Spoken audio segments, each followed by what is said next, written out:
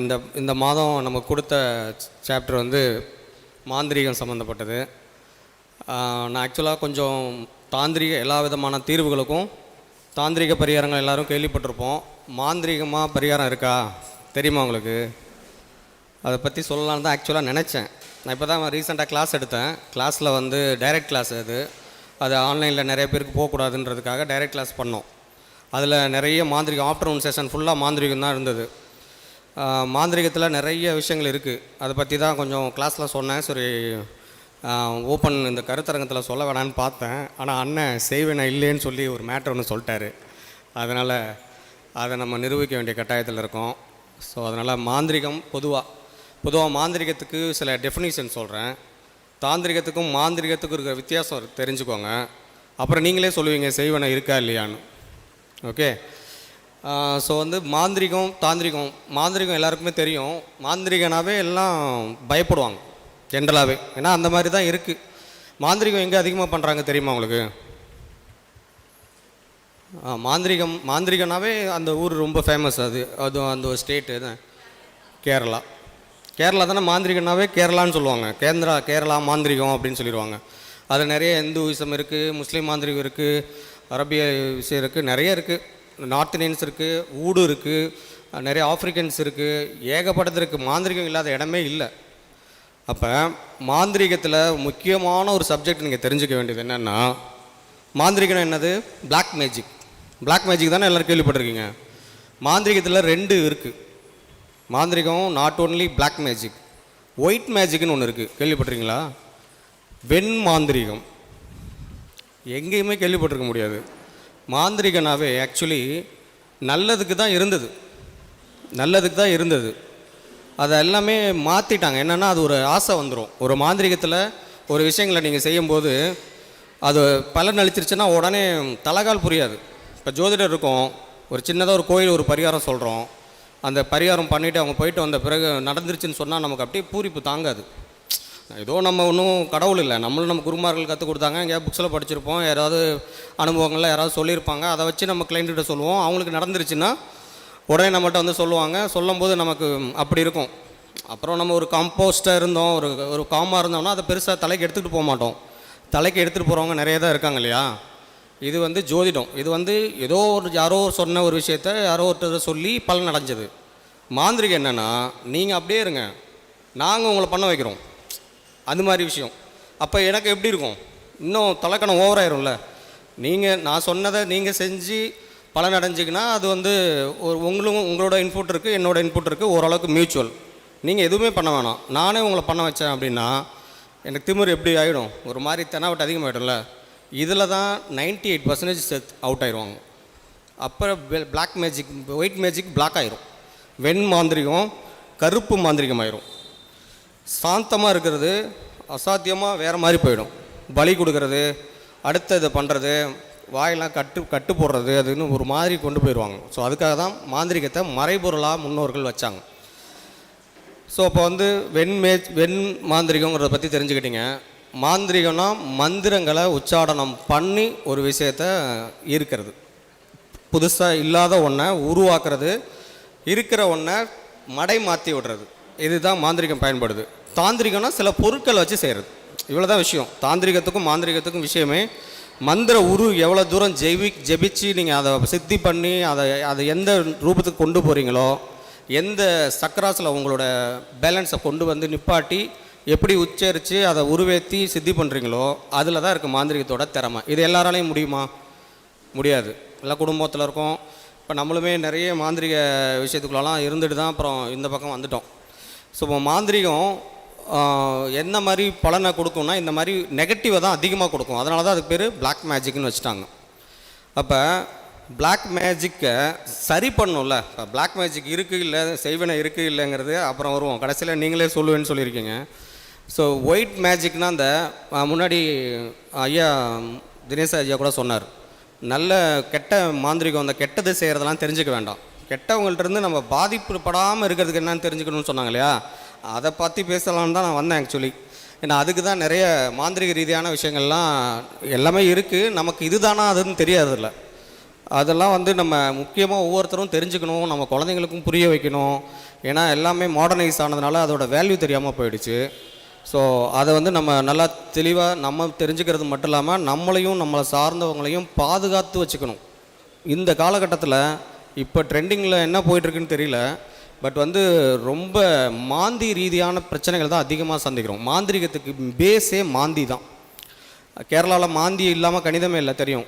நம்ம ஊரில் அதெல்லாம் பண்ண மாட்டாங்க. ஏன்னா அதை தாண்டி ஒரு கோவில் பலம் வச்சு நம்ம நாட்டில் இருந்தது. முன்னோர்கள்ங்கிற ஒரு பெரிய சக்தி நம்மக்கிட்ட இருந்தது. எல்லா வீட்லேயும் தாத்தா பாட்டி இருப்பாங்க. அவங்க ஒரு பெரிய கேடயை மாதிரி வச்சுருப்பாங்க. தம்பி முன்னாடி சொன்னப்போ கூட தாத்தா பேரை வச்சா குழந்தைங்களுக்கு அந்த பூர்வ புண்ணியம் வரும்னு சொல்லுவாங்க இல்லையா. இதெல்லாமே சூட்சுமமான ஒரு பரிகாரங்கள். ஒவ்வொரு வீட்லேயும் இருக்கும் தாத்தா பாட்டி என்ன பண்ணுவாங்க, நிச்சயமாக திருஷ்டி சுற்றி போடுவாங்க. இப்போ நிறைய வீடுகள் அப்படி பழக்கமே இல்லை. எல்லா தாத்தா பாட்டியே இல்லை, இருந்தாலும் அவங்கள ஹோம் அனுப்பிச்சிட்றாங்க, இல்லை மதிக்கிறதும் இல்லை, ஃபோனில் மட்டும்தான் பேசிக்கிறாங்க. அதை விட இன்னொரு முக்கியமானது வந்து வீடை வந்து அவங்க அந்த மாதிரி வச்சுருப்பாங்க. முன்னாடிலாம் பார்ட்டிஷனே இருக்காது, வீட்டுக்குள்ளே பாத்ரூம் இருக்காது, நிறைய இருந்துச்சு. அங்கெல்லாம் இப்போ வாஸ்து இருந்தது, அப்போல்லாம் வாஸ்துவே இல்லை. வீட்டோட நடு மையத்தில் தான் படிக்கட்டு இருக்கும், வாசல் இருக்கும். அப்போ எங்கே போயிடும் இது, இந்த பக்கம் பாசிட்டிவ் இந்த பக்கம் நெகட்டிவ்னு சொல்லுவாங்க. சென்டரில் வச்சா அப்போ ஜீரோவா, அப்போ எல்லாமே ஜீரோவாக இருந்தாங்க. அவங்களோட வாழ்க்கை முறைகள்லாம் வேறு இல்லையா. அவங்க இயற்கையோடு இணைஞ்சிருந்தாங்க, சாணம் போட்டு மெழுகி இருந்தாங்க. அதுக்குள்ளெல்லாம் ஏகப்பட்ட விஷயங்கள் இருந்துச்சு. இப்போ எல்லாமே வெட்டிஃபைட் டைல்ஸு என்னென்னமோ போயிடுச்சு இல்லையா. ஸோ அப்போ அதெல்லாம் தான் நமக்கு நாமளே வருவிச்சுக்கிட்ட செய்வினைகள். செய்வினை நம்பர் 1. ஆமாம் சொல்லுவாங்க. யார் வீட்லேயும் போய் முதல்ல சாப்பிடக்கூடாதுன்னு சொல்லுவாங்க. சேரிடம் அருந்து சேருன்னு சொல்லுவாங்க. யாருக்கிட்ட யார் பேசுகிறாங்க என்னங்கிறத கரெக்டாக பார்த்துக்குவாங்க. அகால நேரங்களில் போகக்கூடாதுன்னு சொல்லுவாங்க. அகால நேரம் மதியானம் 12 மணி. மதியானம் 12 மணிலாம் நம்ம எப்படி நம்ம பார்த்துட்ருப்போம், நம்மளோட வேலை அப்படி இருக்குது. ஆனால் இருக்குது. முக்கியமாக முச்சந்திகளுக்கு போகாதுன்னு சொல்லுவாங்க. தெரியுதுல, முச்சந்தி பார்த்துருக்கீங்களா. முச்சந்தினா ராகு, வேறு ஒன்றும் இல்லை. முச்சந்தினா ராகு. முச்சந்தியில் தான் மாந்தியோட தோஷம் வந்து வெயிட் பண்ணிக்கிட்டு இருக்கும். ஜியாகிரபிக்கலாகவே மூணு தெரு சந்திக்கிற இடம் தான் முச்சந்தி இல்லையா. ஒரு வீட்டில் வந்து வாசலுக்கு நேராக ஒரு ஓப்பன் வைப்பாங்க, காற்று ஃபோர்ஸ் எல்லாம் வந்துட்டு அப்படியே வெளியே போயிடணுன்ட்டு. அடைச்சி வச்சா எப்படி இருக்கும், அப்போ 3 பக்கம் இருந்து அடைச்சா எப்படி இருக்கும், எங்கேயுமே தப்பிக்க முடியாது. அதனால தான் முச்சந்தி பக்கம் போகக்கூடாதுன்னு சொல்லுவாங்க. முன்னாடி காலத்திலலாம் அந்த இதெல்லாம் செஞ்சு இதெல்லாம் கொண்டு போய் முச்சந்தியில் தான் போடுவாங்க, பார்த்துருப்பீங்க. இப்போயும் நம்ம திருஷ்டி சுற்றுறதுக்கு முச்சந்திலேருந்து மண் எடுத்துருவாங்கலாம் சொல்லுவாங்க இல்லையா. அது மாதிரி அதெல்லாம் அந்த காலத்தில் சொல்லிட்டு இருந்தாங்க. நம்ம மக்கள் இப்போல்லாம் அதை பற்றி பார்க்க முடியாத அளவுக்கு போயிடுச்சு. அதனால தான் இவ்வளோ பாதிப்புகள், இவ்வளோ சீர்கேடுகள், இவ்வளோ குழப்பங்கள், எதனால் நடக்குதுன்னே தெரியாமல் அவ்வளோ பிரச்சனைகள்லாம் சந்திச்சிட்ருக்கோம். ஸோ இதெல்லாம் சரி பண்ணிக்கிறதுக்கு தான் நம்ம ஒவ்வொரு ஜோதிடர்களும் ஒவ்வொருத்தரையும் நம்ம பார்க்குறோம். அவங்களும் கோயில் வழிபாடுகள் சொல்கிறாங்க, தாந்திரிக வழிபாடு சொல்கிறாங்க, நிறைய விஷயங்கள் சொல்கிறாங்க. அதில் ஒன்று தான் மாந்திரிகம். அந்த ஒயிட் மேஜிக், ஒயிட் சொல்லப்பட்ட இந்த வெண் மாந்திரிகம். மாந்திரிகனாவே மறுபடியும் இந்த நெகட்டிவ் தாட்டுக்குள்ளேயே போகாதீங்க. மாந்திரிகத்தால் பல விதமான நன்மைகள், நிறைய விஷயங்கள் இருக்குது. இப்போ ஒரு குழந்த லேட்டாக பேசுது அப்படின்னா பேச வைக்கலாம். ரொம்ப ஓவராக பேசுகிறதுனால குறைச்சி வைக்கலாம். தேவையில்லாத இடத்துங்களுக்கு போகிறாங்கன்னா காலை கட்டலாம், வாயை கட்டலாம், எவ்வளோ கட்டலாம். ஏகப்பட்ட விஷயங்கள் இருக்குது. நன்மைக்கு செஞ்சால் கண்டிப்பாக நன்மை தான். ஆனால் யார் செய்கிறாங்க, எதுக்கு செய்கிறாங்க, எப்படி செய்கிறாங்கன்ற விஷயங்கள்லாம் இருக்குது. அதெல்லாம் அந்த காலத்தில் இதெல்லாம் இப்படி பேருன்னே தெரியாமலே எல்லாம் போகிற போக்கில் செஞ்சு விட்டு போயிட்டு இருந்தாங்க. இப்போ தான் நமக்கு அதெல்லாம் தெரியல. ஏன்னா தான் நம்ம முன்னோர்களை மதிக்கலையே, அதனால் நமக்கு தெரியல. அதனால தான் இவ்வளோ காம்ப்ளிகேஷன்ஸ் வந்திருக்கு. ஸோ வந்து மாந்திரிகம் யாருக்கெல்லாம் பாதிக்கும் அப்படின்னு சொல்கிறேன் லைட்டாக. பொதுவாக மாந்திரிகம் வந்து இந்த மாதிரி பெற்றோர்கள் பேச்சை கேட்காம இருந்தாலும், இந்த மாதிரி எக்குத்தப்பான நேரங்களில் இஷ்டத்துக்கு சுற்றினாலும் நிச்சயமாக பாதிக்கும். அன்டைமில் வேலை, நைட்டு வேலை, நான் வந்து தான் ஆகணும் அப்படின்னு சொல்லுவாங்க. அப்போ அவங்களுக்கு பாதிக்க தான் செய்யும். அதில் ஏதோ ஒரு ரூபத்தில். அப்போ தான் அவங்களோட லைஃப் ஹிஸ்ட்ரிலாம் எடுத்து பார்த்திங்கன்னா, அவங்க கண்டிப்பாக வீட்டில் சொன்ன போனால் கல்யாணம் பண்ண மாட்டாங்க, எதிர்த்து பேசுவாங்க, உனக்கு என்ன தெரியும்பாங்க. ஏன்னா நிறைய பணம் சம்பாதிப்பாங்க. அப்புறம் இதனால் அது வந்துச்சா, அதனால் இது வந்துச்சான்னு நம்ம யோசிச்சுட்டு இருக்கணும். எதுக்காக ஒரு விஷயங்கள் சொல்லப்பட்டாங்களோ அதை கரெக்டாக ஃபாலோ பண்ணால் எல்லாம் கரெக்டாக தான் இருக்கும். அதை மிஸ்யூஸ் பண்ணும்போது அதுக்கான விலைகள் வரது தானே செய்யும். அப்புறம் செய்வினை இருக்கா இல்லையா, அவங்களே செஞ்சுக்கிற மாதிரி தானே. அதே போல் தான். அப்போ வந்து இந்த விஷயங்கள்லாம் நம்ம எப்படி சரியாக அணுகணும், எப்படி இதை கொண்டு போகணும் அப்படிங்கிறதுக்கு நிறைய விஷயங்கள் இருக்க பட்சத்தில், பொதுவாக மாந்தி 1, 3, 6, 10, 11 அந்த இடங்களில் இல்லாதவங்களுக்கு, அந்த இடங்களை தவிர மற்ற எல்லாருக்குமே மாந்தி தோஷம் உண்டு. இப்போ முன்னாடி சொல்லியிருப்பாங்க, ஜோதிடர்லாம் வந்தோன்னே உங்களுக்கு இப்போ மாந்திரிக பாதிப்பு இருக்கான்னு சொல்கிறது இல்லைன்னு கேட்டால் சொல்லுவோம். அது எடுத்தோடனே ஏன் போய் நெகட்டிவ் சொல்கிறதுன்றதுனால தான் எதுவும் சொல்கிறதில்ல.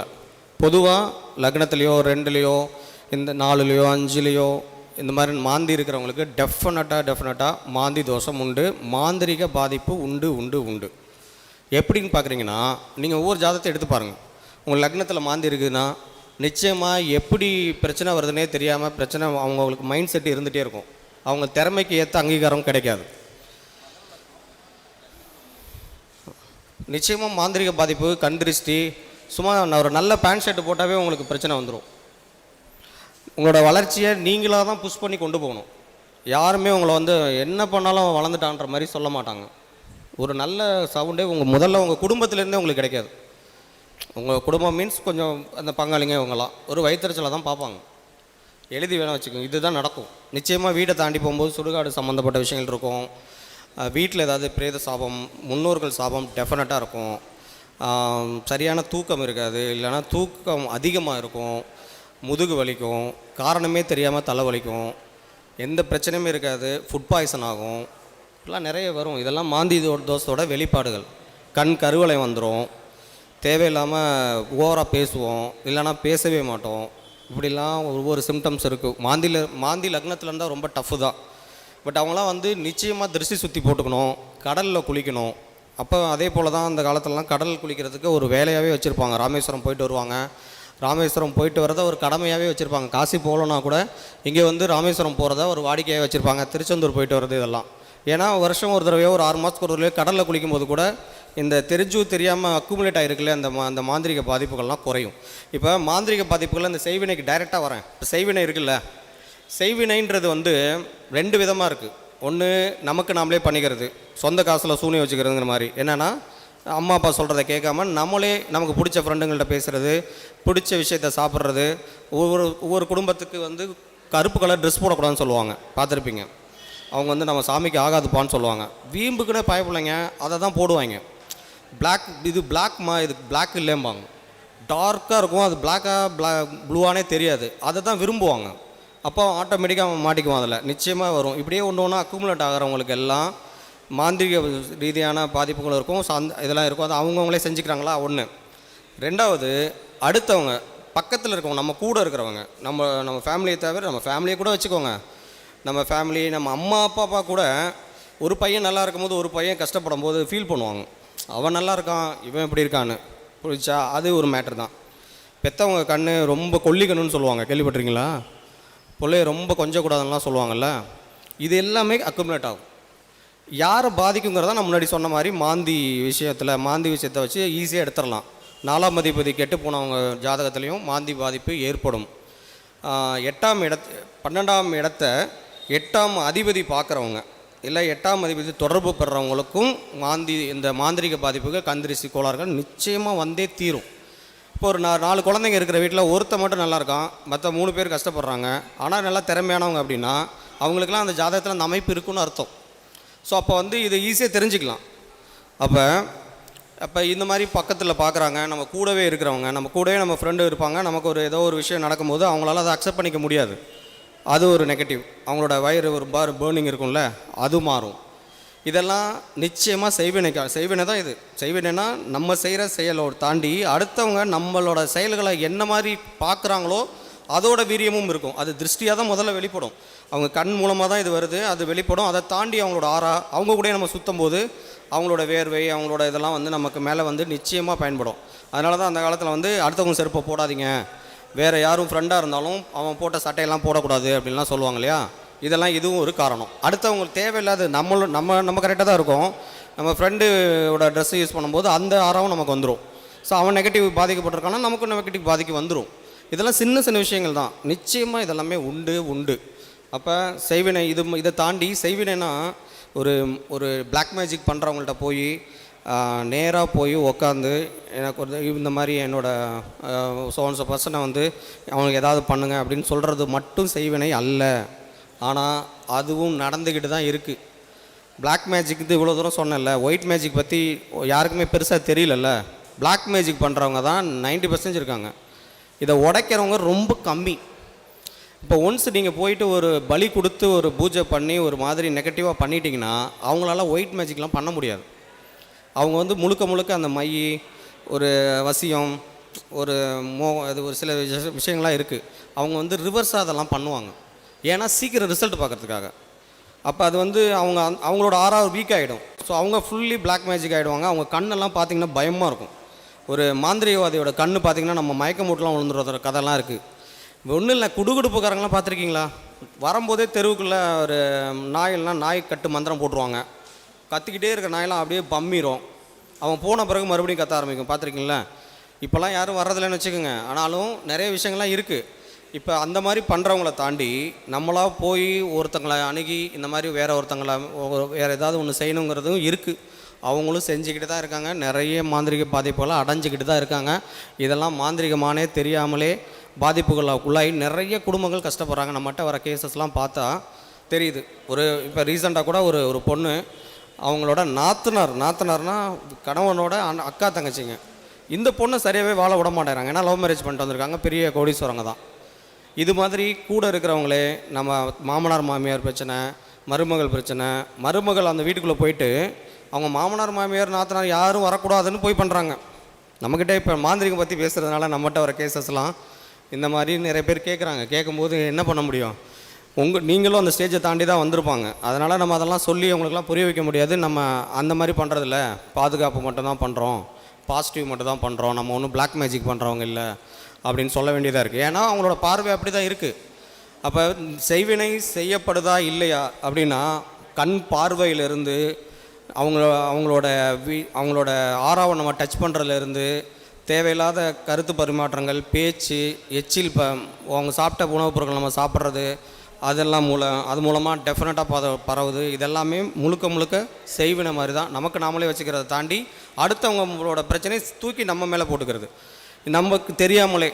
அப்போ இது என்னன்னா, நம்ம யாரோட பழகுறோம், யார் கூட இருக்கிறோமோ அது சார்ந்த விஷயங்கள் தான் இதில் நிறைய வருது. ஸோ அப்போ இதெல்லாமே மாந்திரிகத்தோட விளைவுகள். மாந்திரிகத்தில் இந்த பாசிட்டிவை எப்படி பாசிட்டிவ் ஆக்கிக்கலாம், இந்த மாதிரி நெகட்டிவ் அப்படின்னு பார்த்திங்கன்னா அதில் முக்கியமான விஷயங்கள் என்னென்னா, நிறைய பொருட்களை வச்சு நம்ம திருஷ்டி சுற்றி போடுறது இருக்கு இல்லையா? திருஷ்டி சுற்றி போடுறது முழுக்க மாந்திரிகம் தான். ஆனால் அது தாந்திரிகம் மாதிரி மாற்றப்பட்டது காரணம் என்னென்னா, அந்த பொருட்கள் வச்சாவே அது தாந்திரிகமாகிடும். சில பொருட்கள் மிளகா வத்தல், கடுகு, மண், உப்பு, முச்சந்தி, மண் இதெல்லாம் எடுத்து சுற்றி போடுவாங்க. முன்னாடிலாம் முறம் வச்சுலாம் சுற்றி போடுவாங்க, பார்த்துருங்க. இப்போல்லாம் அதெல்லாம் பரவலாக கிடையாது. ஆனால் ஜென்ரலாக ஒவ்வொரு வீட்டுக்கும் இது ஒரு கடமையாகவே நிச்சயமாக செய்ய வேண்டிய விஷயம். அது மாந்திரிகத்தில் தான் ஆரம்பத்தில் இருந்தது. அது திருஷ்டி சுற்றி போடுறது தான். திருஷ்டி கழித்து சுற்றும் போது சில கழிப்பு மந்திரங்கள்லாம் இருக்குது. அதெல்லாம் அவங்களுக்கு வந்து ரிசல்ட்டாக தெரியும். ஒன்றும் இல்லை, இந்த முன்னாடி காலத்துலாம் பாம்பு கடித்தா, தேள் கடித்தா ஒரு இது போடுவாங்க, பாடம் மந்திரிப்பாங்க தெரியுமா? மந்திரிக்கிறதுன்னு சொல்லுவாங்க. அந்த மந்திரம் வந்து சொல்லி அதுக்கு ஒரு பீஜ மந்திரங்கள்லாம் இருக்குது. அந்த மந்திரங்களை உருவேற்றி வச்சுருக்கிறவங்களால தான் செய்ய முடியும். அதை உருவேற்றி நம்ம வச்சு சித்தி பண்ணிட்டோன்னா, அதை வச்சு அந்த மந்திரம் சொல்லி அப்படியே இறங்கினா இறங்கிடும். ரிசல்ட் நல்ல வீரியமாக இருக்கிற பாம்பு கடித்தா கூட அதெல்லாம் சரி பண்ணவங்களாம் இருக்காங்க. இப்போயும் நிறைய பேர் இருக்காங்க. அதெல்லாம் அந்தளவுக்கு நம்ம கொண்டு போய்க்க வேண்டாம். ஓரளவுக்கு மாந்திரிக இந்த மாதிரியான சில மந்திரங்கள்லாம் இருக்குது. மகாலட்சுமி சம்மந்தப்பட்டது, அப்புறம் மகா கணபதி, உஜிஷ்ட கணபதி, அப்புறம் சூழன், இந்த மாதிரி நெகட்டிவை உடைக்கிறதுக்கு நிறைய மந்திரங்கள் இருக்குது. அரபு மந்திரங்கள் இருக்குது. ஏகப்பட்ட பாசிட்டிவிட்டிகள்லாம் பாசிட்டிவ் பண்ணுறதுக்கு நிறைய வழிகள் இருக்குது. ப்ரொவைட் நம்ம வந்து அதை மதிக்கிறதில்ல. என்னென்னா, இப்படி தான் எதுவும் சொல்கிற பேச்சு கேட்குறதில்ல. அதனால தான் இவ்வளோ பிரச்சனைகள் வருதுங்கிறதே தெரியாமல் அதில் போய் சிக்கிக்கிறது தான். ஸோ அப்போ வந்து மாந்திரிக விஷயங்களை பார்த்து உடைச்சி பண்ணுறதுக்கு முதல் விஷயம் வந்து திருஷ்டி சுற்றி போடுறது. அதை மறக்காதீங்க. சைவ பலிகள் கொடுக்கலாம். சைவ பலினா நீங்கள் வந்து எலுமிச்சம்பழம், அப்புறம் வந்து நம்ம பூசணிக்காய், இதெல்லாம் வந்து நிச்சயமாக ஒரு சில நாட்களில், ரொம்ப டஃப்பாக இருக்கிற நாட்களில், இல்லை ஏதாவது ஒரு வீட்டில் தேவையில்லாமல் யாராவது ஒருத்தங்க வீட்டுக்கு வந்துட்டு போனாங்கன்னா ஒரு பிரச்சனைகள் நடக்கும், பார்த்துருப்பீங்க. அதெல்லாம் வந்து அவங்க ஏதாவது போய் மாந்திரிகம் இதெல்லாம் செஞ்சு கொண்டு வந்து ஊதி விட்டு போகிறாங்கலாம் கிடையாது. ஆனால் இருக்கிறதும் இருக்குது. நிறைய பேர் சில பொடிகள், வசிய பொடியெலாம் கேள்விப்பட்டிருக்கீங்களா? ஒன்றும் இல்லை, சிம்பிளான பொடி தான். அதெல்லாம் சொன்னால் ஈஸியாகலாம் செஞ்சுருவாங்க. அந்த பொடி, அது ஒரு மூலிகையான பொடியை கருக்கி அதை வந்து ஒரு இருக்குது, அதோட மிக்ஸ் பண்ணி கொடுத்தோம்னா அது ஒரு பொடி மாதிரி இருக்கும். ரொம்ப சிம்பிளாக இருக்கும். அப்படியே வந்து இப்படி வந்து ஊதி விட்டோம்னா அப்படியே நாளடைவில் நீங்கள் வீக்காக இருக்கிற பட்சத்தில், உங்களோட தசாபதிகள் சரியில்லாத பட்சத்தில் ரொம்ப ஈஸியாக நம்மளோட எண்ணங்கள் உங்களுக்கு அதிகமாக வர ஆரம்பிச்சிடும். அப்படியே அவங்க பின்னாடியே போயிடுற அளவுக்குலாம் இருக்கிறதெல்லாம் அந்த காலத்தில் இருந்தது. இப்போல்லாம் அது மாதிரிலாம் இல்லை, சும்மா ஏமாத்துறாங்க. மன ரீதியான பாதிப்புகளை தாண்டி உடல் ரீதியாக கூட அவங்கள அப்படியே வசியம் பண்ணுறதெல்லாம் இருக்குது. ஸோ இப்போ இதெல்லாம் உடைக்கிறதுக்கு வழிகள் தெரியணும்ல. இதெல்லாம் இருக்குது இதுதான் மாந்திரிகனே தெரியலையே நமக்கு. நம்ம அப்புறம் எங்கே உடைக்கிறது? நிறைய பிள்ளைங்க தப்பாக போயிடுறாங்க, நமக்கு தேவையில்லாத மக்கள் கூட பழகுறாங்க, நம்ம சொன்னால் கேட்க மாட்டேங்கிறாங்க. சின்ன குழந்தைங்க கூட நம்ம வீட்டில் நம்ம சொல்கிற பேச்சு கேட்குறது இல்லைல்ல. இப்போ அதிகமான இது காரணமே அதானே. ஏன்னா எல்லாம் டிவி ஃபோன் வந்ததுனால தான். ஃபோன்லாம் ராகு, பியூர் ராகு, முழுக்க மேக்ஸிமம் பிளாக் கலரில் தான் இருக்குது மாந்தி. ஸோ அதை நல்லதுக்கும் இப்போ நான் சொல்கிற மாதிரி மாந்திரிகத்தை நல்லதுக்கும் பயன்படுத்தலாம், கெட்டதுக்கு பயன்படுத்தலாம் மாதிரி இந்த ஃபோனையும் நல்லதுக்கும் பயன்படுத்தலாம், கெட்டதுக்கும் பயன்படுத்தலாம் தான். ஆனால் கெட்டதுக்கு தானே அதிகமாக பயன்பட்டுக்கிட்டு இருக்குது. காரணம் என்னென்னா நைட் டைமில் தான் அதிகம் பார்க்குறாங்க. பகலில் தான் அதிகம் பார்க்குறதில்ல, நைட் டைம் தான் அதிகமாக பார்க்குறாங்க. ஸ்கூல் விட்டு வந்த உடனே பார்க்குறாங்க, சொன்னாலும் கேட்க மாட்டேங்கிறாங்க. நம்ம ஏதாவது ஒரு ஃபோர்ஸ் பண்ணி அதுலேருந்து வெளியே கொண்டு வர வேண்டியது இருக்குது தானே. இதை உலகம் இப்படியே இந்த மாந்தி ராகு சனி கண்ட்ரோலில் இருக்கிறதுனால தான் இவ்வளவு காசி பரிகாரங்கள், இந்த மாதிரி ஓயாமாரி பரிகாரங்கள்லாம் பண்ண வேண்டிய நிர்பந்தத்துக்கு வந்துடுது. இப்போ சில விஷயங்கள்லாம் நம்ம பொருட்கள்லாம் கொடுக்கோம். அவங்க பையன் தப்பான ஒரு பொண்ணோட கனெக்ட் ஆகிட்டான். ஆஃப்டர் மேரேஜ் கல்யாணம் ஆகிடுச்சு, அவனுக்கு நல்ல தாம்பத்தியம் தான், நல்லா தான் போயிட்டுருக்கு. ஆனால் சம்மந்தமே இல்லாத ஒரு 3rd கிரேட் ஒரு லேடி கூட கனெக்ட் ஆகிட்டான். எப்படி அதுலேருந்து எடுக்கிறது? தசாபுத்திகள்லாம் நல்லா தான் இருக்குது, ஒன்றும் அப்படி போகக்கூடிய அளவுக்கு நேரம்லாம் இல்லை. ஜாதகத்தை பார்த்து இவங்க கோயில் குளத்துக்கு போயிட்டு குலதெய்வத்துக்கு எல்லாம் பண்ணிவிட்டு எல்லாம் எங்கெங்கே யார் என்ன பரிகாரம் செய்கிறாங்களோ எல்லாம் தான் செய்கிறாங்க. ஆனால் பிரிக்க முடியல. அப்போ அதுக்கு நம்மக்கிட்ட வராங்க. இந்த மாதிரி ஒரு நியாயமான காரணம் இருக்குது, அதுக்காக நம்ம வராங்கும்போது நம்ம செஞ்சு கொடுக்கும்போது எல்லாம் ரொம்ப ஆச்சரியப்படுறாங்க. எதுக்கு நம்ம இவ்வளோ விஷயங்கள் செய்ய வேண்டியிருக்கா? சில இதெல்லாம் பிரிக்கிறதுக்கு ஃப்ரீஸ் பண்ணுறதுக்குள்ள ஒரு யந்திரம்லாம் இருக்குது, கேள்விப்பட்டிருக்கீங்களா? ஃப்ரீஸ் ஒரு யந்திரம். இப்போ ஒரு தப்பான ஒரு சேர்க்கையில் ஒரு மனிதர் இருக்கார் அப்படின்னா அவங்க மனைவி ரொம்ப அழுகிறாங்க நம்மக்கிட்ட. இந்த மாதிரி என் கணவர் என் குழந்தைங்கள கூட பார்க்க மாட்டேங்கிறாரு, அந்த பொண்ணு கூடயே சுற்றிட்டு இருக்காரு அப்படின்னு சொல்லிட்டு சொல்லுவாங்க. ஸோ அதெல்லாம் அவங்க 2 பேர் ஃபோட்டோ வச்சு ஒரு கடல் தண்ணி வச்சு ஒரு ஃப்ரீஸ் பண்ணுறது. அவங்க வீட்டு ஃப்ரிட்ஜில் போய் வச்சாவே வேலை முடிஞ்சிடும். ரொம்ப சிம்பிளாக செய்யலாம். இதெல்லாம் மாந்திரிகத்தில் உச்சக்கட்டம். இதெல்லாம் நமக்கு தெரியாது. ஏன்னா நம்ம முன்னோர்கள்லாம் இதெல்லாம் ஓப்பனாக சொல்லித்தரல. ஏன்னா அப்போல்லாம் இவ்வளோ காம்ப்ளிகேஷன்ஸ் இல்லை. அவங்களாம் ஒருவனுக்கு ஒருத்தின் ரொம்ப கரெக்டாக இருந்தாங்க. இப்போ தான் ராகு மாந்தியோட பலம் அதிகமானதுனால தான் எல்லாம் வெரைட்டியாக எதிர்பார்க்குறாங்க. நிறைய பிரச்சனைகள் வருது. வேலைக்கு சாப்பிடாம வேலை கெட்ட நேரத்தில் சாப்பிட்றாங்க. அதெல்லாம் மிட் நைட் பிரியாணிலாம் ஏகப்பட்ட எல்லா ஊருக்கும் வந்துருச்சு. இந்த சிக்கன் 65 இல்லாத ஊரே கிடையாது கிராமத்தில். அந்த எண்ணெயும் அந்த சிக்கனும் அதோட மசாலாவும் நம்மளும் சாப்பிட்றோம், அது வேறு விஷயம். ஆனால் எவ்வளோ தூரம் பரவிருச்சு. அப்போ அதுக்கான பின்விளைகளை நம்ம கொடுத்தானே ஆகணும். ஸோ இதெல்லாமே தான் அக்குமுலேட் ஆகி அதை நம்ம சரியாக அதை டிஸ்சார்ஜ் பண்ணிக்க தெரியாமல். அப்புறம் இன்னொரு இருக்குது, ஆர்வ கோளாறில் சில பேர் மந்திரத்தை கற்றுக்குவாங்க. ஒரு சாதாரண பீஜ மந்திரம், ஒரு காயத்ரி மந்திரம் இருக்குன்னா ரொம்ப பவர்ஃபுல் மந்திரம். ஏதாவது யூடியூப்பில் பார்த்துக்குவாங்க, உங்கள் நட்சத்திரத்திற்கு உகந்த காயத்ரி மந்திரம்னு ஒன்று போட்டிருப்பாங்க. உடனே அவங்க உருவேத ஆரம்பிச்சிருவாங்க. அவங்க எத்தனை முகம் ருத்ராட்சன் பார்த்து அத்தனை முகம் ருத்ராட்சம் வாங்கிடுவாங்க. எல்லாம் பக்காவாக உட்காந்து செஞ்சுருவாங்க. கிட்டத்தட்ட சித்தி ஆயிரும். அதுக்கப்புறம் என்ன பண்ணுறது? அது சித்தி ஆன பிறகு அதை டிஸ்சார்ஜ் பண்ணுறதுக்கு ஒரு விஷயம் இருக்குது. நீங்கள் சித்தி ஆன பிறகு அது உங்களை சும்மாவே இருக்க விடாது, வேறு ஏதாவது ஒன்று பண்ணிகிட்டே இருக்கும். அதுக்கு தீனி போடுற மாதிரி ஏதாவது செய்யும். காதில் பேசுதுமாங்க, நான் நினைக்கிறத செய்ய மாட்டாங்க, விட்டதை பார்த்துட்டே உட்காந்துருப்பாங்க. நல்ல வேலைக்கு போயிட்டுருப்பாங்க, திடுதுப்புன்னு போக மாட்டாங்க, போயிட்டு திரும்பி வருவாங்க. இது மாதிரி ஏகப்பட்ட சிம்டம்ஸ் இருக்குது. இந்த மாதிரி விஷயங்கள்லாம் இந்த மந்திரங்களை மிஸ்யூஸ் பண்ணவங்க, மந்திரங்களை சீக்கிரமாக சித்தி பண்ணுறேன்ட்டு நைட்டில் உட்காருவாங்க, கழுத்து தண்ணியில் போய் பேசுவாங்க. சில நெகட்டிவ் மந்திரங்கள்லாம் இடுப்பு அளவுக்கு தண்ணியில், இல்லைன்னா நார்மலாக சம்மணம் போட்டு உட்காந்து இடுப்பு ஃபுல்லாக தண்ணி ஊற்றிட்டு சொன்னிங்கன்னா கட்டு மந்திரங்கள்லாம் பயங்கரமாக வேலை செய்யும். எங்கேயாவது யூடியூப்பில் இல்லை யார் மூலமாவது ஏதாவது தெரிஞ்சுக்கிட்டு ஒரு ஆர்வத்தில் ஏதாவது ஒன்று பண்ண போக குடும்பத்துக்கே பாதிக்கும். அவங்க துணியை துவைக்கிற அவங்க ஒய்ஃபை பாதிக்கும், அவங்க சாப்பாடு போடுறவங்க, அவங்க கூட உட்காந்து சாப்பிட்றவங்க எல்லாருமே பாதிக்கும், என்னன்னே தெரியாமல். அதனால தான் அந்த காலத்தில் வீட்டுக்கு யாராவது வந்துட்டு போய் ஏதாவது ஒரு நெகட்டிவ்னா உடனே உப்பு போட்டு துடைக்க சொல்லுவாங்க, பஞ்சகவியம் தெளிப்பாங்க, அவங்கக்கிட்ட சரியாக பயிற்சி வச்சுக்காதம்பாங்க, இல்லைன்னா அவங்கள வர சொல்லி திருநீர் போட சொல்லுவாங்க. இதெல்லாம் இருந்ததில்ல, இப்போல்லாம் இல்லை. நம்ம தான் ஏன்னா நிறைய பீப்புள்கிட்ட நிறைய மக்கள் கூட பழகிறதுனால யார் நல்லவங்க கெட்டவங்க பிரித்து பார்க்குற அளவுக்கு நமக்கு தெரியல. அப்புறம் நம்ம பின்னாடி யோசிக்கிறோம், நம்ம பிள்ளைங்க வாழ்க்கையெல்லாம் கஷ்டப்படும் போது. அப்போ தான் எல்லாருமே நம்மக்கிட்ட மேக்ஸிமம் இது மாதிரி கேஸஸ் தான் வராங்க. குழந்தைங்க சரியாக வாழ வைக்க முடியல, இந்த மாதிரி தப்பான வழிகளில் போகிறாங்க அப்படின்ற மாதிரி தான். ஸோ இதெல்லாம் குறைச்சிக்கிறதுக்கு தான் நம்ம வந்து ஆரம்பத்துலேயே அந்த பிள்ளைங்களுக்கு இது மாதிரிலாம் கொஞ்சம் டீச் பண்ணணும். தப்பான பேச்சு பேசக்கூடாது, யாருக்கிட்டையும் போய் பழகக்கூடாது, ரொம்ப லிபரேஷனாக இருக்கக்கூடாது, ரொம்ப ஃப்ரீடத்தை யூஸ் பண்ணிக்கக்கூடாது. முடிஞ்ச அளவுக்கு ஒரு கட்டுக்கோப்பாக வளர்க்குறதுக்கு கொஞ்சமாவது நம்ம முயற்சி பண்ணணும். முயற்சி பண்ணலைன்னா இப்படி தான் பின்னாடி வந்து கஷ்டப்பட்டுட்டு இருக்கணும். ஸோ இப்போ மாந்திரிகத்தில் இந்த பேய் பிசாசு சம்மந்தப்பட்டது செய்வினை சொன்னாங்க இல்லையா, செய்வினையில் மோசமான விஷயங்கள்லாம் இருக்குது. பன்றியோட கொழுப்பு வச்சு பண்ணுவாங்க, நீங்கள் போகிற வண்டியில் ஆக்சிடெண்ட் பண்ண வைக்கலாம், ஏகப்பட்ட பிளாக் மேஜிக் இருக்குது. உடைக்கிற நல்ல வெண் மேஜிக்கில் உடைக்கிற பிளாக் ஒயிட் மேஜிக் என்னென்னா, ஐயா சொன்ன மாதிரி தான தர்மங்கள், நிச்சயமாக சனிக்கிழமைகளில் நான்வெஜ் சாப்பிடாமல் இருக்கிறது.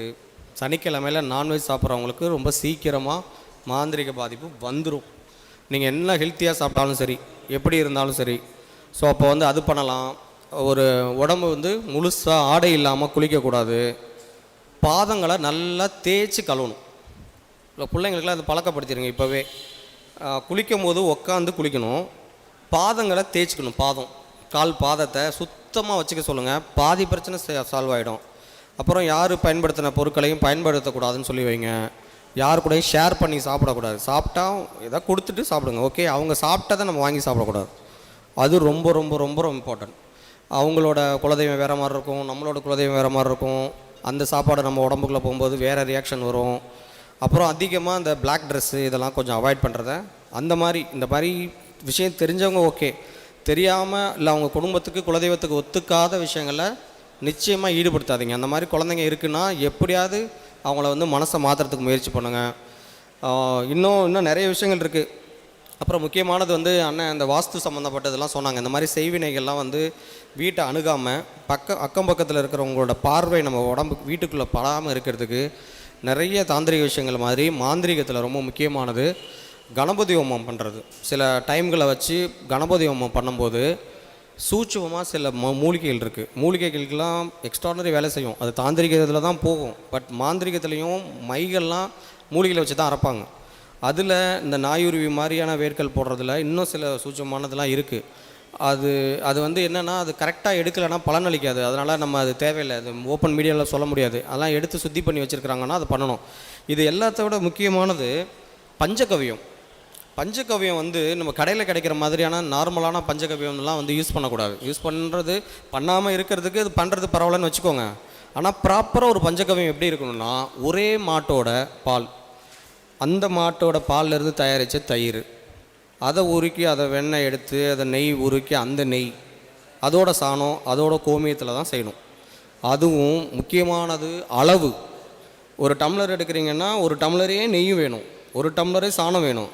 இப்போல்லாம் இருக்கிற மாட்டோட சாணம் பயங்கர ஸ்மெல் வருது.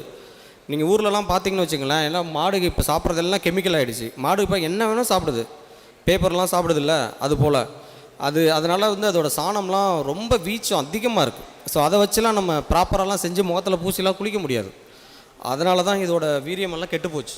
இப்போ சரியான பஞ்சகவியங்களே கிடைக்கிறதில்ல. அது யார்கிட்டையாவது கிடச்சி அதுக்கெல்லாம் நம்ம எங்கள் குருநாதெல்லாம் ரெடி பண்ணிகிட்டு இருக்காங்க. ஒரு மாட்டு இதுக்காகவே ஒரு பண்ணெல்லாம் ரெடி பண்ணுறாங்க. தேவைப்படுறவங்க, நான் கொஞ்ச நாள் ஆகும், இப்போ ஒன்றும் கிடைக்கல. அது கிடைச்சிச்சின்னா அது ஒரு வாசம் அப்படி இருக்கும். கொஞ்சம் டெய்லி கொஞ்சம் சாப்பிடலாம். ஒரு ஸ்பூன் வேண்டாம், ஓரளவுக்கு கொஞ்சமாக சாப்பிட்டாலும் இடுமருந்து தோஷம்லாம் ரொம்ப சீக்கிரமாக சரியாக போயிடும். இது மாதிரி யார் வீட்லையாவது போயிட்டு அவங்க கொஞ்சம் நல்ல பணக்கார பையனாக இருக்கான்னா எப்படி தான் அவனை வர சொல்லி இங்கே லைட்டாக எதாவது சாப்பிட வச்சுருவாங்க. அந்த சாப்பாட்டில் சில விஷயங்கள்லாம் இருக்குது. ரொம்பலாம் யோசிக்காதீங்க, அவ்வளோ நெகட்டிவ்லாம் இல்லை. சின்னதாக அவன் சாப்பாடு போடும்போதே இந்த பையனுக்கு அப்படி இப்படின்னு கொஞ்சம் மைண்டில் நினச்சாவே ரீச் ஆகிடும். எச்சில்லாம் பட்டுச்சுன்னா ரொம்ப ஈஸியாக மாட்டிக்குவாங்க.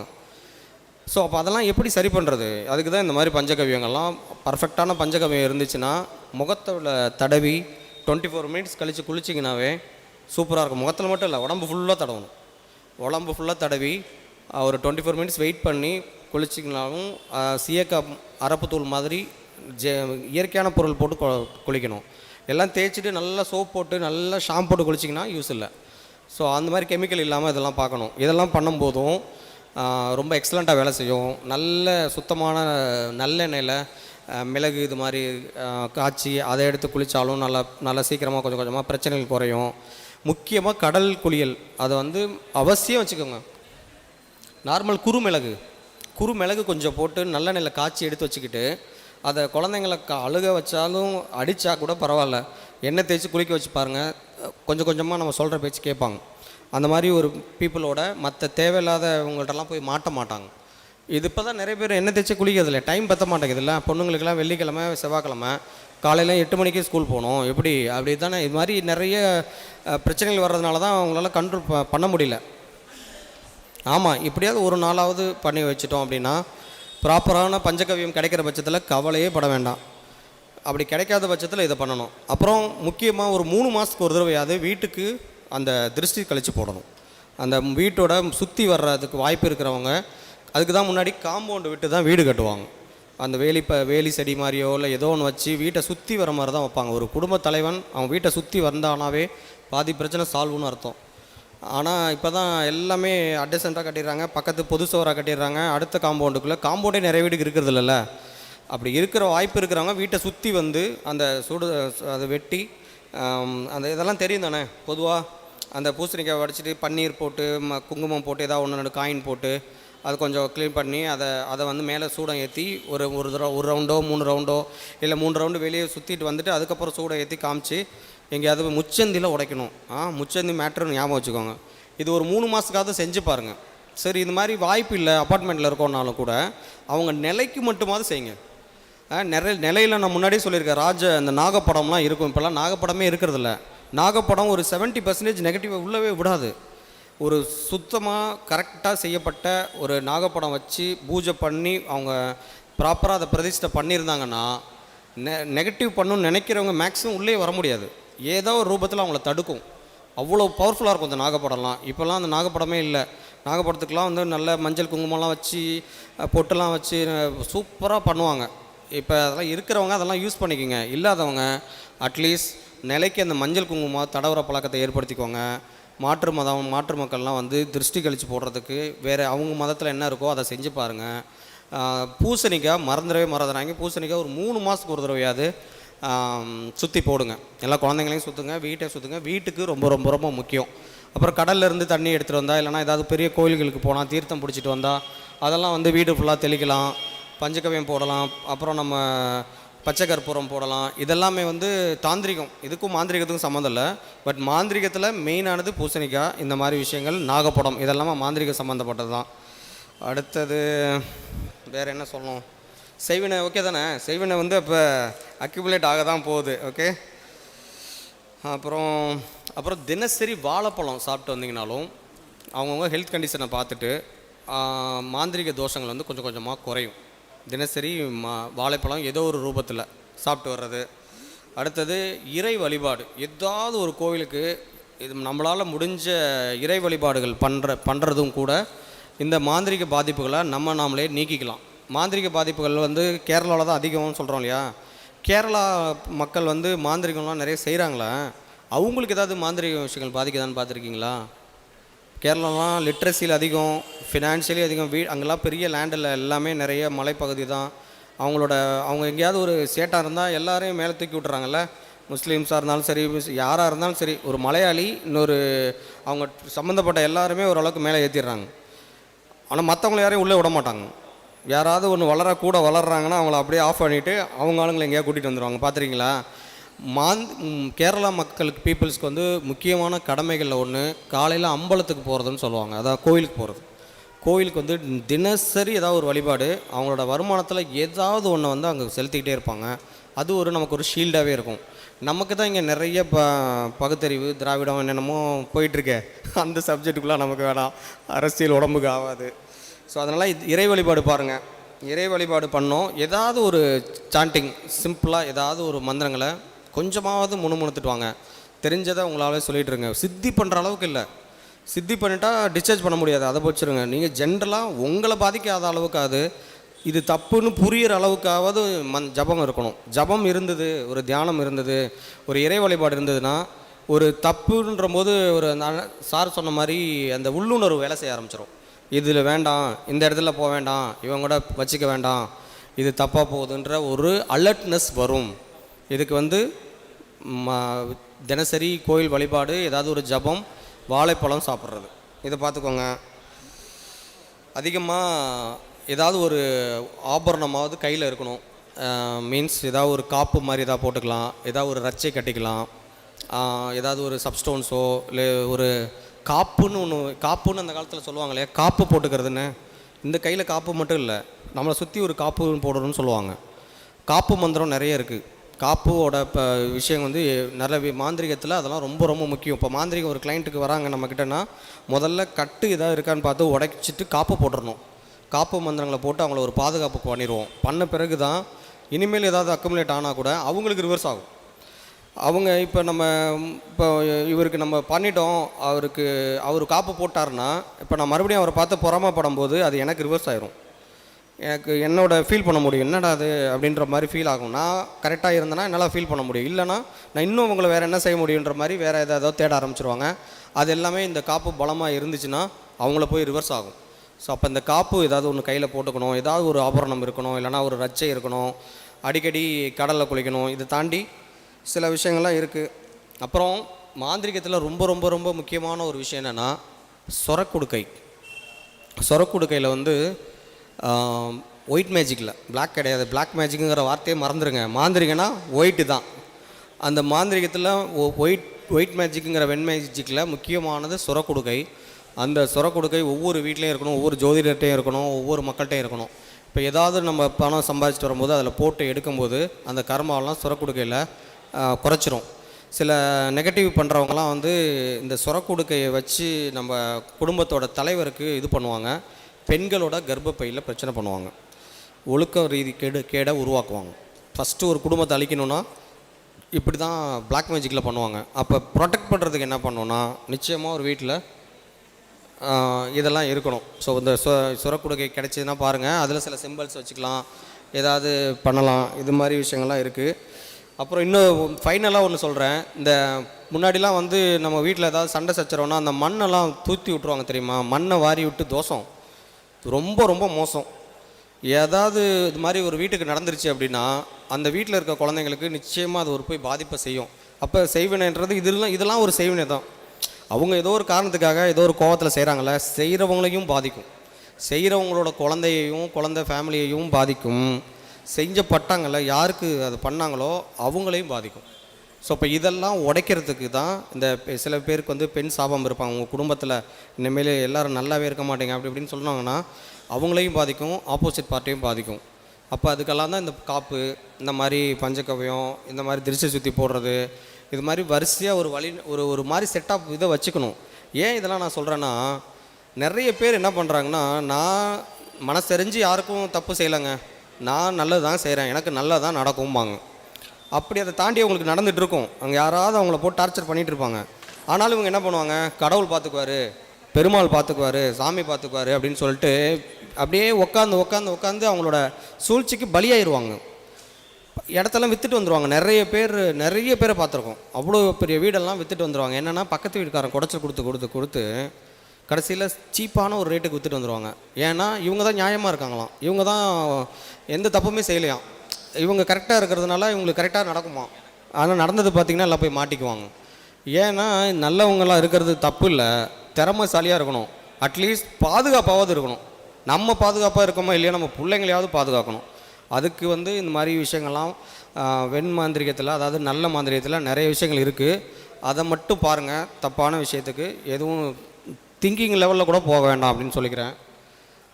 வேறு ஏதாவது சொல்லணுமா? சொல்லுங்க ஜி.